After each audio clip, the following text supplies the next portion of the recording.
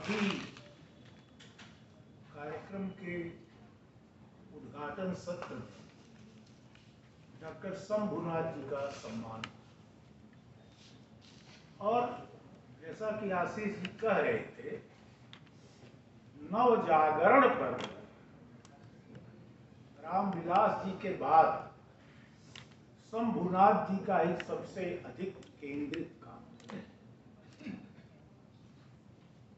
तो नव जागरण, भक्ति आंदोलन और इन दोनों के अंतर संबंध का स्त्री पक्ष, तो मुख्य विषय हमारी समझ में जो हमारे समय के ज्ञान के नवाचार हैं, उनमें मुख्य विषय या केंद्रीय विषय है स्त्री पक्ष। और स्त्री पक्ष का जो पटल है, अभी बहुत ही सबकी प्रिय और सम्मानित लेखक अनामिका जी ने बहुत ही फिजिक्स, मेटाफिजिक्स और जैन, बौद्ध, Vivekananda, Ambedkar, Leonardo da Vinci, मतलब जितना भी भारतीय ज्ञान शास्त्र सम्मत जितनी भी अभिकल्पनाएं थी, उन सबको साझा करते हुए और बहुत ही हम सबको मानसिक विरेचन करते हुए हम सबका उन्होंने निगम घाट बोध तक पहुंचाया। तो ये जो भक्ति आंदोलन या भक्ति का मार्ग है, ये इंद्रियातीत हो जाना, यानी इहलोक से, इस संसार से, लौकिकता से एक और किसी व्यापक लोक तक बल्कि कहा जाए, जिसमें पूरा सचराचर समाज हो, वहां तक पहुंचना। तो आज का स्त्री पक्ष इसके 200 साल पीछे जाकर के नवजागरण काल, या बल्कि इसे पुनर्जागरण भी कहा गया है, प्रबोधन काल, और उसके भी 200-400 वर्ष पीछे जाकर के भक्ति आंदोलन, और वहां जाकर के शंभुनाथ जी ने भी और अनामिका जी ने भी ये कहा कि जो संस्कृत की परंपरा है, बल्कि ये एक वाही परंपरा है, उसकी एक मुखी परंपरा है, उसमें वैविध्य का अभाव है, कमियां हैं। तो कल राधा वल्लभ जी ने इस कार्यक्रम का जो ये सांस्कृतिक भूगोल है, कालिदास से बात शुरू हुई थी। बात को बहुत पीछे ले जाने की जरूरत भी नहीं है विषय को। उन्होंने एक न्याय से अपनी बात शुरू की थी, और स्थालिका न्याय, थाली के न्याय की बात संस्कृत से शुरू। मैं अपनी बात की शुरुआत संस्कृत के एक दूसरे न्याय से ही करना चाहता हूं, जिसे कहा जाता है बादरायण संबंध। तो बादरायण संबंध है क्या? अस्माकं बदरी चक्रम युष्माकं बदरी तरु बादरायण संबंधात यूयम यूयम वयम वयम। तो कहते हैं, इसकी जो कथा है या किंवदंती है, वो इस प्रकार की है कि कोई ब्राह्मण था, और ब्राह्मणों की चतुराई, उनका मतलब तमाम प्रकार की सारी चीजें आजकल बहुत घेरे में है, कटघरे में है, प्रश्नों के बीच में। निश्चित रूप से वो चालाक ब्राह्मण था। तो वो बैलगाड़ी लेकर के जा रहा था कहीं वन प्रांतर में। गया तो उसे भूख लगने लगी। वहां एक बस्ती थी। बस्ती में एक कोई घर उसे मिला दिखा। भूख बहुत जोरों की लगी हुई थी। तो उसने दिमाग लगाया कुछ कि कैसे कुछ खाने पीने को मिले। तो एक गृहस्थ के घर पहुंच गया तो उसने बताया कि हम तो बहुत भूखे हैं, कुछ भोजन वोजन का इंतजाम हो जाता तो बहुत अच्छा रहता। खैर उसने, उस गृहस्थ ने खिलाया पिलाया, तृप्त हुए। ब्राह्मण देव वहां से जब वो प्रस्थान करने को गए तो उसने पूछा, ये बताइए कि ये कैसे आपने समझा कि आपके यहाँ हमको भोजन मिल जाएगा, क्या तुक है, क्या संबंध है? तो उस ब्राह्मण ने कहा कि अस्माकम बदरी चक्रम, मेरी जो ये बैलगाड़ी है इसका पहिया, चक्का इसका बदरी का, बैर की लकड़ी का, बेर की लकड़ी का है। और युष्माकम बदरी तरु, तो आपके घर के सामने एक बेर का पेड़ है। तो इस तरह से बादराय संबंधा यूयम यूयम भयम भयम, मैं तो हमारे आपके बीच बादराएं संबंध है, लेकिन आप हैं और हम। संस्कृत और हिंदी का संबंध कुछ कुछ ऐसा है। संस्कृत वाङ्मय की भी जब बात की जाती है तो हमें यह भूलना नहीं चाहिए कि उसके साथ साथ, बल्कि उसके पहले भी प्राकृत उसी समय चलती है, उसके समानांतर चलती है। तो संस्कृत भी इस तरह से एक मुखी वाङ्मय उन अर्थों में नहीं। तो ये जो विमर्श चल रहा था या चल रहा है, अब इसमें स्त्री की उपस्थिति का प्रश्न है। मैंने एक आध बार इस बात का जिक्र भी किया है, आपको स्मरण भी होगा कि हमारे यहाँ तो यही कि उसके पहले भी जाकर के 10वीं शताब्दी में, 9वीं शताब्दी में आचार्य राजशेखर ने काव्य मीमांसा में शायद पहली बार कहा होगा कि पुरुषवत योषितोपि कवि भवेयु, पुरुषों की भांति ही स्त्रियां भी कवि हो सकती हैं, कवि हो सकती हैं। अभी बार बार कवित्री पद से संबोधित किया जा रहा था। मैंने शायद पिछली बार भी आप लोगों से अनुरोध किया था, स्त्री कवि ही हमें कहना चाहिए, कवित्री से बचना चाहिए। क्योंकि राजशेखर कहते हैं कि पुरुषवत योषितोपि कवि भवेयु, स्त्रियां भी पुरुष की भांति ही कवि हो सकती हैं। स्त्री पुरुष का जो जैविक बायोलॉजिकल विभेद है उसको आप अलग रख दीजिए, लेकिन एक मनुष्य के तौर पर न स्त्री पुरुष विभाग में अपेक्षते, स्त्री और पुरुष का विभाजन, लैंगिक विभाजन कम से कम चेतना के स्तर पर, सृजन के स्तर पर, विचार के स्तर पर, तर्क के स्तर पर नहीं किया जा सकता। आत्मनि समवय, क्योंकि जो आत्मा है, जो मन है, जो बुद्धि है, जो चेतन तत्व है, वो एक समान। तो यह जो हमारे समय का या इस पटल का विषय है, ये स्त्री पक्ष और अंतर संबंध। नवजागरण पर आप लोगों को विभिन्न कोणों से तमाम वैश्विक सिद्धांतों और समय समय पर हुए आंदोलनों के जरिए बहुत सारे नवाचार आपके सम्मुख आ चुके हैं, उनको मैं नहीं दोहराऊंगा। लेकिन ये जो संबंध बनता है, हमारा जो समय है, भक्ति काल में ही हम जब जाते हैं, अभी आशीष का भी रहे थे कि कुछ उलझने पैदा हुई हैं, मतलब जो अभी वक्तव्य आए हमारे आदरणीय लोगों के, और फिर कुछ प्रश्न और आगे चल करके कुछ हमारे सामने और कुछ उलझने आए, कुछ प्रश्न आए, कुछ सवाल आए।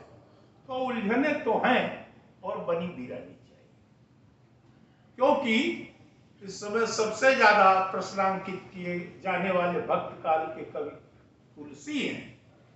और हमारा जो परिदृश्य है वो कुछ उसी तरह का है कि हरित भूमि संकुल तृण समुझ पर ही नहीं पनत, जिमि पाखंड विवाद थे लुप्त हो ही सदग्रंथ। हरियरी है, इधर उधर पगडंडी है, थोड़ा थोड़ा रास्ता दिख रहा है जिस पर चलना है, लेकिन उस प्रशस्त मार्ग को तमाम झाड़ झंखाड़ ने घेर रखा है। अब कहां कोई सांप छिपा हो, कहां कोई बिच्छू छिपा हो, लेकिन चलना तो है।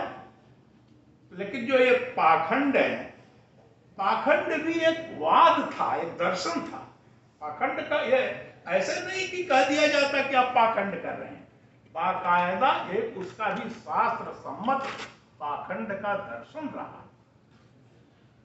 तो अब पाखंड अगर विवाद होंगे तो जो सद ग्रंथ है, सद विचार है या सद का विवेक, अभी विवेक की भी बात हो रही थी, तो सही और गलत के बीच विभेद करने की आन्वीक्षिकी जो हमारी है, जो हमारी दृष्टि है, वो शायद कुछ धुंधली हो जाएगी। इस नाते जो ये हमारा समय है, और निश्चित रूप से यह स्त्री की चेतना का, और जबकि ये बात भी आई कि सुधरना तो मर्दों को है, पुरुषों को। ये बात कुछ एक तरफा जैसी मुझे लग रही थी, क्योंकि अगर आत्मन समवय, अगर चेतना दोनों में समान है, बुद्धि विचार तर्क भाव प्रवाह सारी चीजें अगर समान है, तो ये जिम्मेदारी एक पक्ष पर ही कैसे आ जाती है? बहुत सारे ऐसे लोग होंगे, मन में खुश रहे होंगे, लड्डू फूट रहे होंगे उनके मन में कि मतलब कहीं से तो कुछ आवाज इस तरह की भी आनी ही चाहिए, मुझे लगता है। यह जो हमारा ये जो प्रत्यभिज्ञान है, एक पूर्वापरता जो सीखने की है, तो ऐसा नहीं है कि संस्कृत ने मारा सब कुछ नष्ट भ्रष्ट कर दिया, बर्बाद कर दिया, आपके चिंतन की दिशा को उसने इस तरह से खराब ढंग से मोड़ दिया कि आप किसी गर्त की ओर जा रहे थे, और अन्यान्य जो हमारी औपनिवेशिक समझ, औपनिवेशिक राज्य के साथ जो हमारी औपनिवेशिक समझ विकसित हुई, उसने शायद हमारी भारतीय अवधारणा को, भारतीय समझ को शायद उसने आच्छादित कुछ ज्यादा ही कर रखा है। उस आच्छादन से मुक्ति के लिए, कुछ पर्दाफाश के लिए संस्कृत के पास भी कोई तलवारें ना हो, लेकिन कुछ नहनियां तो हैं, और हम जानते हैं कि उन नहनियों के जरिए हमारे यहाँ गांव में कम से कम बड़े बड़े फोड़ों का ऑपरेशन कर दिया जाता था। वो समय अब चला गया। तो हमारे कहने का आशय यह है कि ये जो भारतीयता या भारतीय भाषाओं या जो पूरी भारतीय संस्कृति, बिल्कुल सही बात कह रहे थे शंभुनाथ जी कि ये एक संस्कृति, एकल संस्कृति का देश ही नहीं, एकल भाषा का देश ही नहीं है। इसकी बहुभाषिकता, बहुसांस्कृतिकता, बहुसमाजीयता, बहुसमाज शास्त्रीयता, अब कहा जाए तो वो सारी चीजें हैं। इनके बीच में स्त्री की अवस्थिति क्या है, और उसकी तो, और ये पीछे से जो चीजें आ रही हैं, तो आज का जो समय है, जो कि घोर बाजारवादी समय कहा जाए, सब कुछ सारे प्रत्यय, ज्ञान के प्रत्यय, और स्थिति यह है कि वो भगति भगायो लोग तक की जब स्थिति आ गई है, कुछ ऐसा जो जागा हुआ है, तो ये जो भगत के भगाने में और तुलसीदास को पढ़ने में, तुलसीदास को भी अब रामचरितमानस पढ़ने की जरूरत नहीं है, न रामचरितमानस पढ़ाने की जरूरत है। अब वो रामचरितमानस उसका संक्षिप्त संस्करण होते होते सबसे अधिक लोकप्रिय सुंदर कांड उसका सबसे मतलब उसका सारा उसका मक्खन लगता है सुंदर कांड में आ गया है। और जगह जगह अब रामचरितमानस का पाठ या उसके अध्ययन की जरूरत ही लगता है खत्म कर दी गई। क्यों सुंदरकांड क्यों आ गया है? सुंदरकांड क्या रामचरितमानस का सबसे मार्मिक स्थल है? क्या वो सबसे बौद्धिक कांड है? इस पर विचार करने की जरूरत है, क्योंकि सुंदरकांड में हनुमान हमारे बहुत प्रमुख विचारक बजरंग जी बैठे, तो हनुमान वो मशक बन जाते हैं, देखते देखते मच्छर बन जाते हैं, और फिर देखते देखते कनक भूधराकार शरीरा। मतलब रहस्य, रोमांच, उन्माद, असंभव, और जाकर के लंका दहन कर देते हैं, यानी युद्ध, हिंसा। तो अगर यही हमारा चयन है, इस तरह का हमारा चयन होगा, तो इनके आधार पर, जबकि रामचरितमानस का विद्वानों ने ही बताया कि अध्ययन करने की जब बात की जाती थी तो कहा जाता था कि आदि आदि बाल के आदि उत्तर का अंत मध्य अयोध्या गांव है संत। तो अब बालकांड भी गायब है, उत्तर कांड तो गायब ही गायब है पूरी तरह से, जो ज्ञान कांड है। और एक ज्ञान का जो हमारे समय का बहुत चमत्कृत करने वाला उन्मेष हमारे सामने है, वो बाजारवाद, विपणन, विनिमय का ज्ञान, ज्ञान का पैकेज है। अब ज्ञान का प्रबोधन नहीं है, अब गुरु की भी जरूरत नहीं है, ऐसी भी अवधारणाएं आ रही है सामने। गुरु की आवश्यकता नहीं है, क्योंकि गुरु शब्द जो है बड़ा यथास्थितिवादी शब्द हो गया है।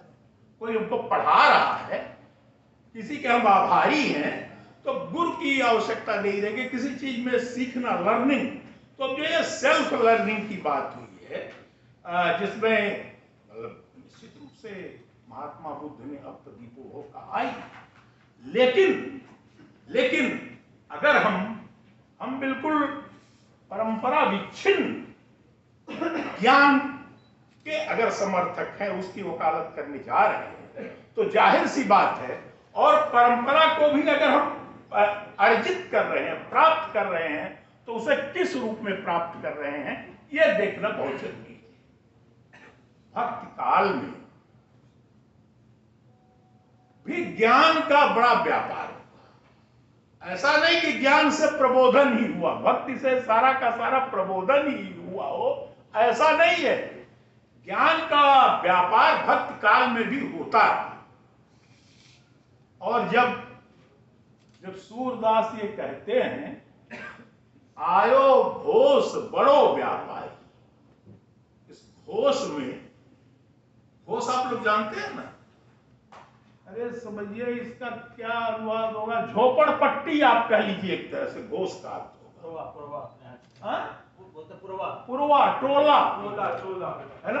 क्योंकि जब आप लोग काव्य शास्त्र में लक्षणा पढ़ते होंगे संस्कृत में, चूंकि संस्कृत को तो एकदम से बहुत अभी किनारे कर दिया गया है, तो लेकिन मैं ये कह रहा था कि एक उदाहरण आता गंगायाम घोषा।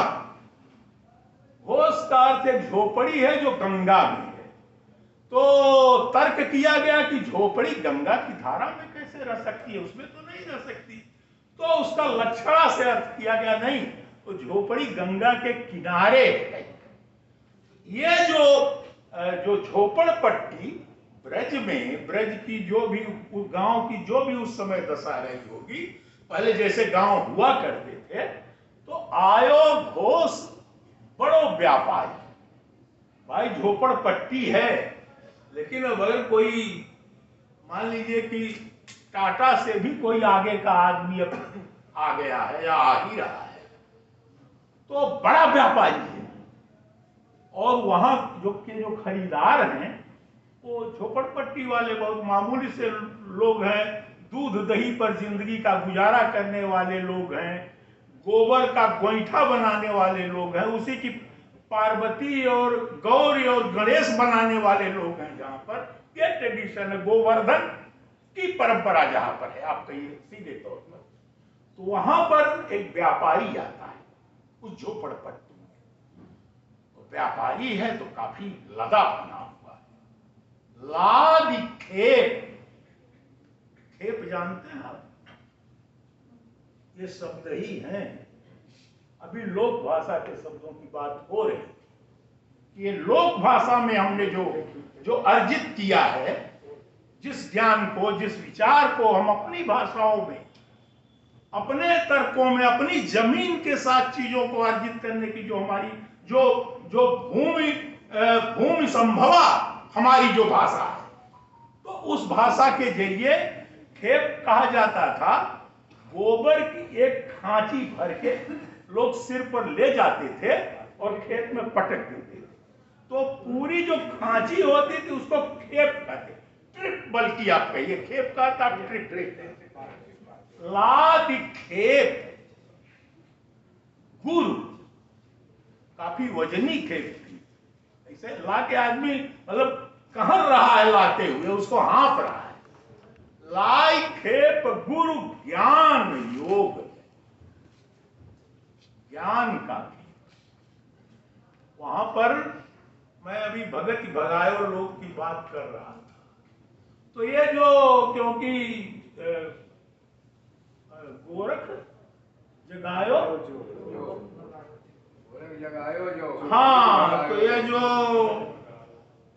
योग का और अभी जागरणों की बात भी हो रही, दो जागरणों की बात हुई।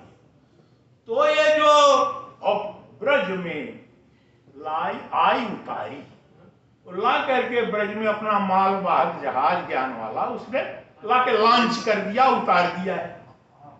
अब उसके खरीदार तो इतने बुद्धि संपन्न लोग हैं नहीं, गांव के गंवार लोग हैं। और वो गंवारों में भी कौन है? स्त्रियां हैं।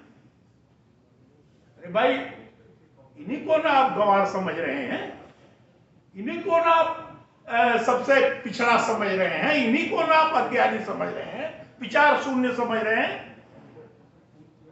और ला करके वो बेचना चाहता है अपने ज्ञान। कहां बेच रहे हैं? बेचना चाहते हैं ब्रज में लाई उतारी। पुरुषों के लिए अब ज्ञान लेके नहीं आए हुए, क्योंकि वो तो खुद पुरुष थे, वो तो समझ ही रहे थे। सोच रहे थे जो मंद बुद्धि के लोग हैं उनको थोड़ा थोड़ा हम बेच देंगे, कैश करा लेंगे। लेकिन वहां तर्क द्वारा, चेतना द्वारा, सृजन की रचनात्मकता द्वारा जो प्रतिवाद रचा जाता है, उस कूट ज्ञान के विरुद्ध वो स्त्री ही रचती है। उस सारे ज्ञान के गर्व को चूर चूर कर देती है, जो कि यानी सहस्र शीर्षा पुरुषा वहां से देखा। हालांकि इसकी व्याख्या वहां जाने की जरूरत नहीं। तो ये जो स्त्री का पक्ष रहा है, भक्ति काल रहा है, नवजागरण रहा है, और आज तो ये जागरण वास्तव में चेतना के जिस स्तर पर पहुंच गया है, लेकिन वो भी एक बद्ध बुद्धिजीवी समाज तक अभी सीमित है। और उन सुदूरवर्ती स्थानों पर नहीं पहुंच सका है। तो क्यों नहीं पहुंच सका है? क्योंकि हमारे समय में सब कुछ वैश्वीकरण हो गया है। पूरी दुनिया, सारी दुनिया की संस्कृतियां, भाषाएं, जीवन दर्शन सब कुछ एक में खो रहे हैं। आवाजाही बड़ी तेजी है। वो अभी वास्तव में शंभुनाथ जी कह रहे थे कि इमोजी भाषा, चिन्हों की भाषा में सब कुछ संभव हो रहा है। तो जो भाषा भी इमोजी हो जा रही है, शब्दों की जरूरत कम से कम होती जा रही है। तो ऐसा जो एक सिर्फ दृश्य जगत बन रहा है, जहां की शब्दों के लिए जगह न्यूनतम कम से कम होती जा रही है, उसमें उस जो मन में न समाने वाला ज्ञान है, जो सिर के ऊपर से निकल जाने वाला ज्ञान है, वो आके ब्रह्म ज्ञान, ईश्वर की परम सत्ता का ज्ञान। और वो भी कहते हैं कि नहीं है, इस संसार में माया जाल में फंसने की जरूरत नहीं है, इससे बहुत आगे निकल जाओ, इससे ऊपर उठ जाओ, और ऊपर और ऊपर, और इतने ऊपर जा करके उसका जहां अंतिम समाधान। मित्रों, इस संसार में अंतिम समाधान कुछ नहीं होता, मुझे लगता है। और आशीष जी ठीक ही कह रहे हैं, ये जो विमर्श की, विचार की, तर्कशीलता की जो ये उलझने हैं, ये निरंतर चलती रहती हैं, और ये तब तक चलती रहेंगी जब तक इस संसार की द्वंद्वात्मकता बनी रहेगी। अगर निर्द्वंद होकर के हम विचार करेंगे तब तो कहीं कहीं अपने आप पहुंच जाएंगे। आप सबको लात मार करके बहुत आगे जा सकते हैं, उसको निर्द्वंद कहा जाता है। अगर हम एक मुखी ढंग से, एक सोच के साथ, इकहरे दर्शन के साथ, चाहे वो पुरुष दर्शन हो चाहे स्त्री दर्शन, उसके साथ अगर हम समस्याओं के समाधान कहीं ढूंढ रहे हैं और उसे जा करके, चाहे वो बौद्ध धर्म में ढूंढ रहे हो, चाहे जैन धर्म में ढूंढ रहे हो, चाहे आज की तथाकथित वैष्णवता में ढूंढ रहे हो, तो जो साहित्य का परिसर है, संस्कृत का परिसर है, और जो चेतना का परिसर है, और इतनी जो दूर की जो चली आ रही विचार यात्रा और भाव यात्रा है, ये इसीलिए है क्योंकि ये सारा का सारा जो ये सारी संरचना है, ये द्वंद्वात्मक है। तो इसी द्वंद्व मूलकता के बीच हमें जो हमारे समय में आ रहे पत्थर हैं, जो आ रही रुकावटें हैं, जो बाधाएं हैं, उन्हें हटा करके, उन्हें पार करके और आगे हम बढ़े जाते हैं। तुलसीदास ने बहुत सारे सवाल खड़े किए, ऐसा नहीं है। खेती न किसान को, आप सब लोग जानते हैं, पढ़ते पढ़ाते हैं, उसको दोहराने की जरूरत नहीं है। वनिज को, हाँ, खेती, व्यापार, सारे सवाल तो वहां हैं। आज खेती की क्या दशा है? ये जो विचारों का विस्थापन है, विचारों के विस्थापन से जो हम ज्ञान संपन्न लगातार हुए हैं, कि मनुष्य के विस्थापन से सारे विचार आए हैं, मुझे लगता है एक संस्थापन का बहुत ही चुभने वाला दर्द रहा। उस संस्थापन की पीड़ा का शिकार सबसे ज्यादा कोई हुआ है तो स्त्री। उसे चौखट के भीतर इतना बड़ा, इतना लंबा समय काटना पड़ा है, और अभी घूंघट के पट खोल दी। एक घूंघट, कोई हवा बहेगी तो थोड़ा सा सरक जाए।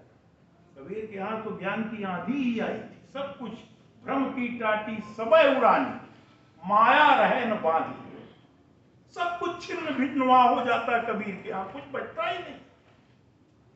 ये वो दर्शन है कबीर का।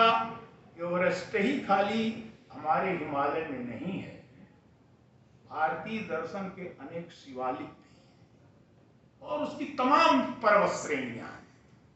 तो जो ये बहुलता है, विचारों की बहुलता है, जो भाषा की बहुलता है, जो संस्कृतियों की बहुलता है, और आज जहां आकर के हम खड़े हैं एक बहुत ही जरूरी मुद्दे पर, हमारे समय के मुद्दे पर, जिस पर हम बातचीत कर रहे हैं,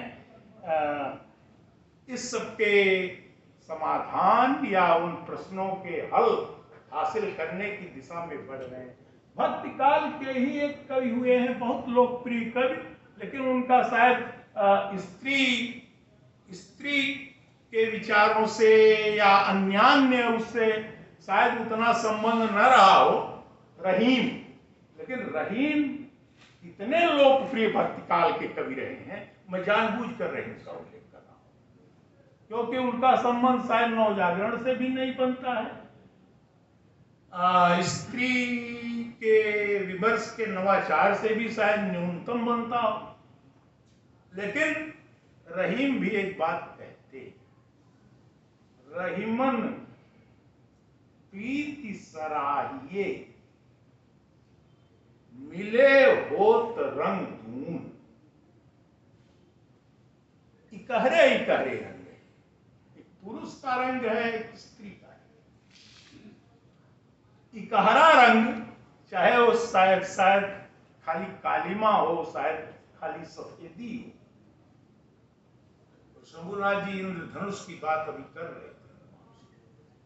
कम से कम दो रंग, अलग अलग रंग जब मिल करके दो रंग, और उसके बाद एक रंग जब होते हैं, रहीमन प्रीति सराहिए, मिले होत रंग दून, ज्यों हरदी जरदी तजे।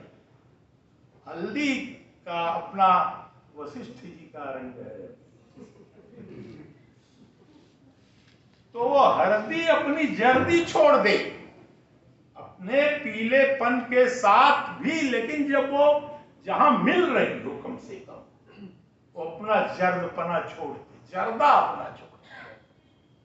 ज्यों हरदी जर्दी तजे, और तजे सफेदी चून, चून अपनी सफेदी छोड़ दे, दोनों मिल करके जो एक रंग बनता है, एक जो लाल रंग, गुलाबी रंग, अरुण, यह मधुमेह के समान, ये जो अरुण रंग बनता है, ये जो जीवन जिससे सुंदर बने, जीवन जिससे सार्थक बने, जीवन जिससे चरितार्थ हो और मनुष्यता जिसके नाते, जिन विचारों के नाते, जिन मूल्यों के नाते, जिस परंपरा और जिन स्मृतियों के नाते जानी जाती है, उस पर और आगे सवाल उठाते रहें, और आगे उनके समाधान की ओर बढ़ते रहें, और हमारा यह संवाद और ऐसे ज्ञान में सत्य निरंतर होते रहें।